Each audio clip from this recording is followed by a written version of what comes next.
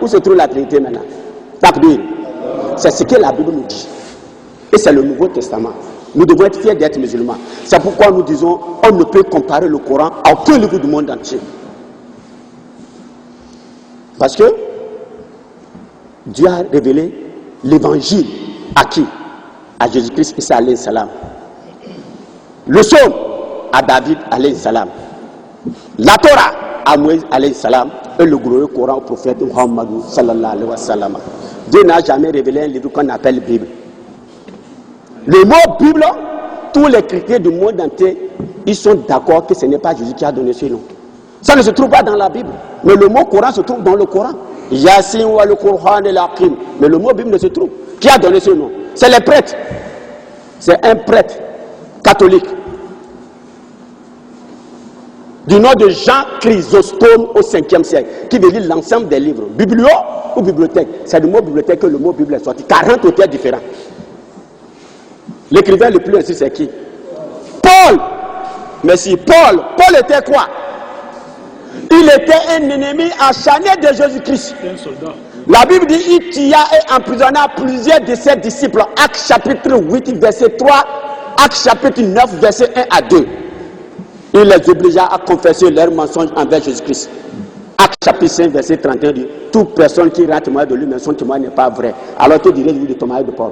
C'est pourquoi Paul nous dit dans 2 Corinthiens, chapitre 11, verset 17, il dit ce que j'ai dit avec l'assurance d'avoir sujet de me glorifier. Je ne le dis pas selon le Seigneur, comme par folie. Quand nous relisons le verset, 2 Corinthiens, chapitre 11, verset 17.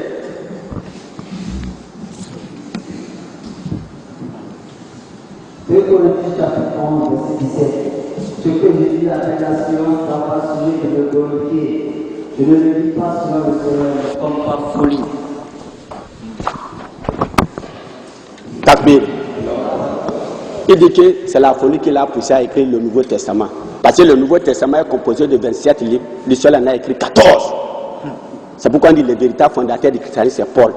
C'est pourquoi vous verrez que la première Bible fut écrite en 1538, quand Jésus est né. En 1560, elle est constituée en versets, d'où les révisions ont commencé. Sous le règne de Henri VIII, ils ont révisé la Bible. La reine d'Angleterre, ils ont révisé la Bible. À la cour de Hampton en 1611, on continue de réviser. Si c'est la parole de Dieu, est-ce que c'est les hommes qui vont réviser? Non! Mais nous disons qu'il y a la parole de Dieu dedans. Seul le Coran nous permet de savoir à quel degré la parole de Dieu existe dans la Bible. Seul le Coran. Il conjugue le passé, le présent et le futur. C'est pourquoi les grands savants du monde entier, ils ont étudié le Saint-Coran, comme le docteur Bagleri, célèbre professeur à l'université de Naples. Et nous trouvons dans ce livre, le Coran, des réserves des sciences qui surpassent les talents, les capacités des plus intelligents, des plus puissants politiciens, ainsi que des plus grands philosophes. Et cela parce que le Coran n'est pas l'œuvre d'un homme. Quelle que soit l'étendue de son savoir, pas d'un homme qui aura vécu toute sa vie dans une société profane, loin d'un homme de science et de religion. Takbir. Le professeur Kinkmore, dans son livre The Developing Human, il dit: je n'éprouve pas de difficulté que le Coran est la parole de Dieu. La description de l'embryon ne peut pas être bâtie sur la connaissance du 7e siècle, mais cette description a été révélée au prophète Muhammad. Parlant du prophète Muhammad, Voltaire, qui était un ennemi de l'islam, après 40 années d'études religieuses philosophiques, Voltaire déclare avoir dit une fois la vérité. Il dit: la religion du prophète Muhammad est sans doute supérieure au christianisme. Il dit: personne n'a considéré un Dieu en trois et trois en un. La croyance en un Dieu unique, c'est la base même de sa religion. Il dit: Seigneur, si seulement les Européens pouvaient suivre l'exemple des musulmans. Voltaire déclare à propos de Martin Luther King qu'il estimait beaucoup. Il dit: Martin Luther King ne serait même pas digne d'ouvrir les lacets du prophète Muhammad sallallahu alayhi wa sallam. Takbir. Alors mes frères en islam, soyez fiers d'être musulmans. Alors revenons dans le Saint-Coran, dans la sourate Al-Ikhlas. Qul huwallahu ahad. Qul huwallahu ahad. Allahu samad.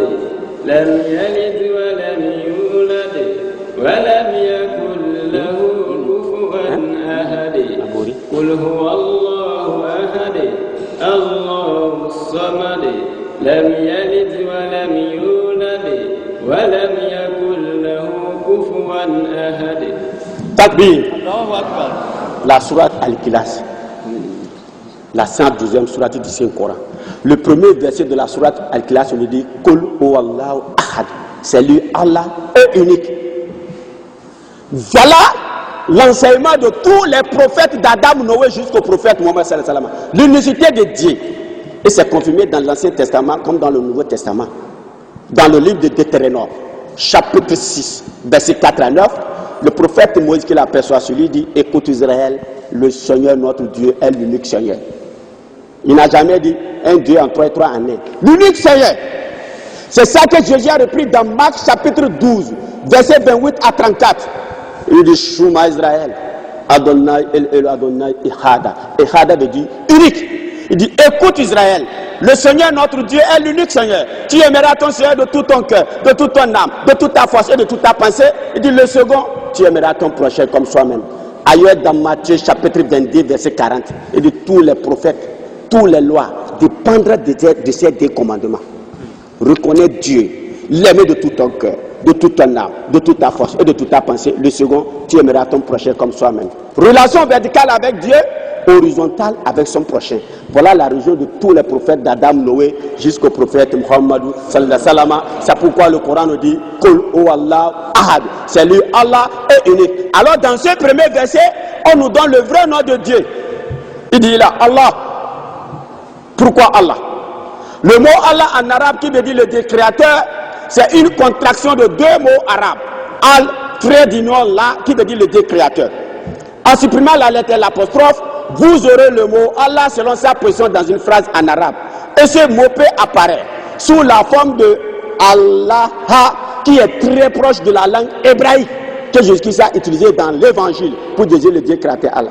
Puisque dans la langue orientale, il existe deux formes de pluriel. Celui d'un homme, celui qui marque le respect. Allah est le nom que Isa alayhi salam a utilisé dans l'évangile pour désigner le Dieu créateur Allah. C'est pourquoi le Coran dit Kul huwallahu ahad.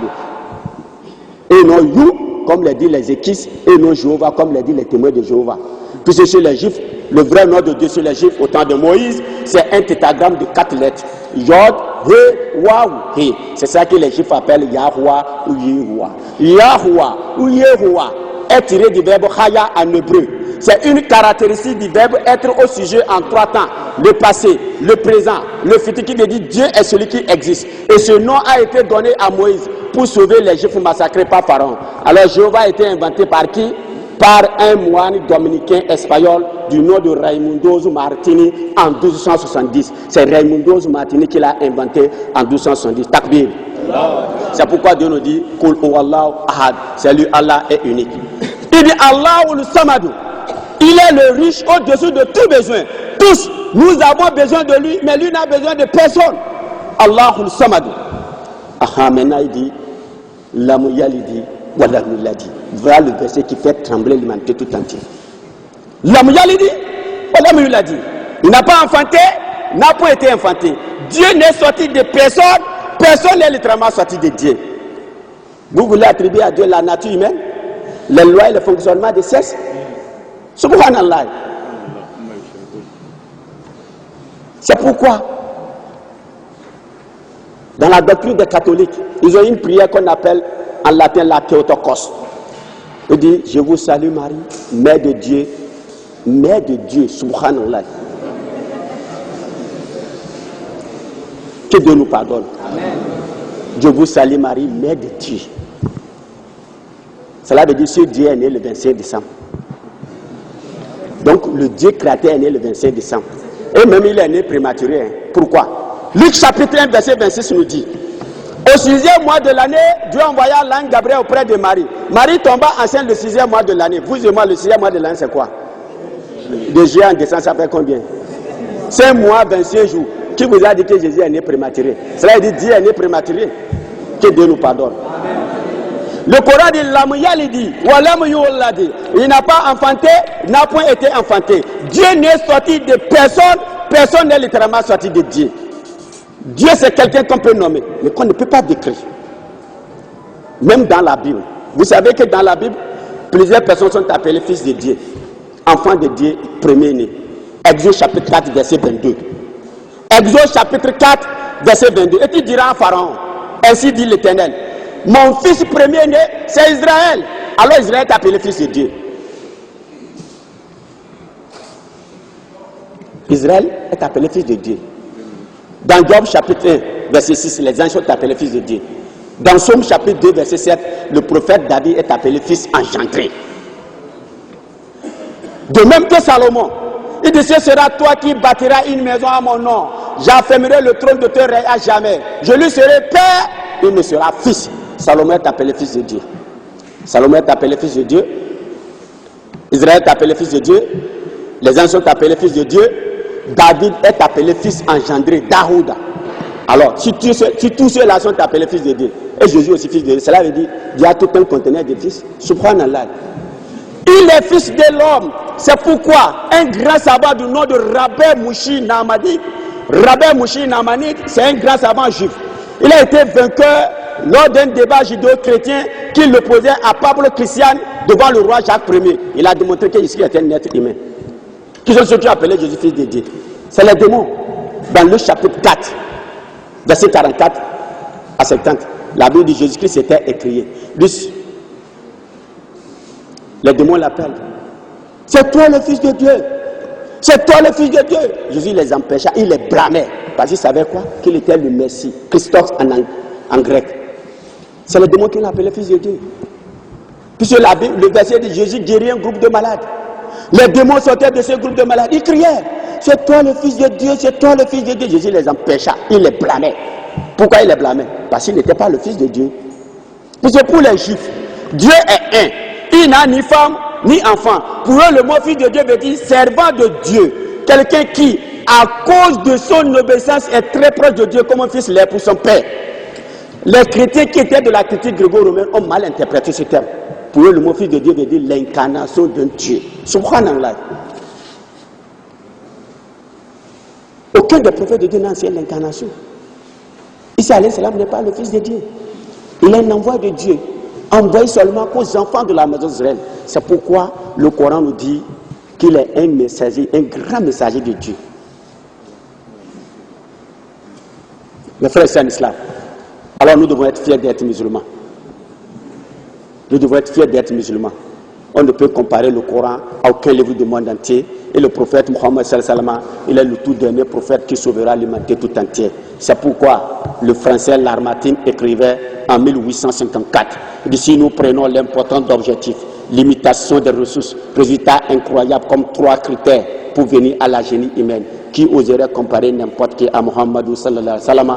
Les plus célèbres personnalités ont créé des royaumes, des empires qui se sont écroulés devant eux. Cet homme, Muhammad sallallahu alayhi wa sallam, il a à la fois politicien des politiciens, mais pas notre politique de mensonges. Philosophe des philosophes, guerrier des guerriers, concurrent d'idées, restaurateur d'un dogme rationnel, d'un culte, fondateur de vrai empire terrestre, d'un empire spirituel. Takbir. Alors mes frères en islam, que Dieu nous pardonne nos péchés, qui nous dirige dans le chemin droit, le chemin de ceux qu'il a comblé de bienfaits, et non le chemin de ceux qui encoussent sa colère, ni des égarés. Qu'Allah fasse que la fin de notre vie soit la plus heureuse, le suite de nos actes la plus fructueuse. Qu'Allah fasse que nos dernières paroles soient la ilaha illallah, Muhammadur Rasulullah, sallallahu alayhi wa sallam. Qu'Allah fasse de nos tombes après notre mort les meilleurs demain. Qu'Allah ne nous abandonne pas à nous-mêmes le plus petit instant et ne nous retire aucun des bienfaits qu'il nous a déjà accordés. Qu'Allah nous donne le paradis, qui nous donne le paradis, qui nous donne le paradis, qui nous donne le paradis et qui nous éloigne des souffrances de l'enfer, qui nous éloigne des souffrances de l'enfer, qui nous éloigne des souffrances de l'enfer, qui nous éloigne de la pauvreté, qui nous éloigne de la pauvreté, qui nous éloigne de la pauvreté, qui nous éloigne de la misère, qui nous éloigne de la mendicité, qui indique une mauvaise nature. Qu'Allah fasse que le locataire devienne propriétaire et que le propriétaire ne devienne jamais locataire. Subhana rabbika rabbil izzati amma yasifun wa salamun ala al mursalin walhamdulillah.